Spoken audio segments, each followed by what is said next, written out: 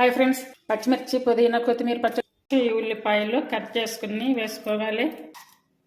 ఈ పచ్చడి వేడి వేడి అన్నంలో నెయ్యి వేసుకొని తింటే చాలా బాగుంటుంది. ముందుగా 2 కట్టలు కొత్తిమీర, 1 కట్టు పుదీనా, 6 కానీ 7 కానీ పచ్చిమిర్చి తీసుకోవాలి. ఇప్పుడు ఇవన్నీ కూడా మంచిగా కడిగి క్లీన్ చేసి పెట్టుకోవాలి. స్టవ్ మీద ప్యాన్ పెట్టుకొని ఇలా బాగా చేసుకున్నటువంటి కొత్తిమీర, పుదీనా వేసుకోవాలి. అలాగే పచ్చిమిర్చి చూడండి, ఇలా ఒక హాఫ్ పీస్ మ్యాంగో కట్ చేసి వేసుకోవాలి.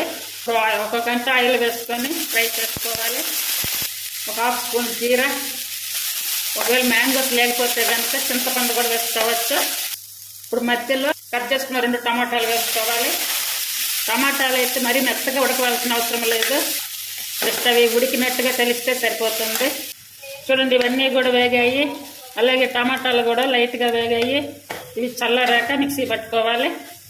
ఇదంతా చల్లారిపోయింది. ఇప్పుడు ఈ పచ్చడి మిక్సీ పట్టుకోవాలి. అలాగే 3 కానీ 4 కానీ పచ్చి వెల్లుల్లి వేసుకోవాలి. టేస్ట్ సరిపడా సాల్ట్ వేసుకోవాలి. మరి మెత్తగా రాకుండా పట్టుకోవాలి. ఇలా పట్టుకుంటే పచ్చడి బాగుంటుంది.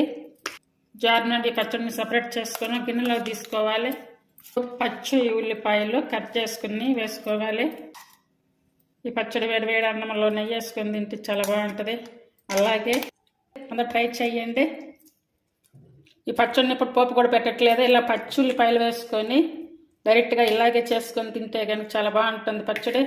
Thank you for watching.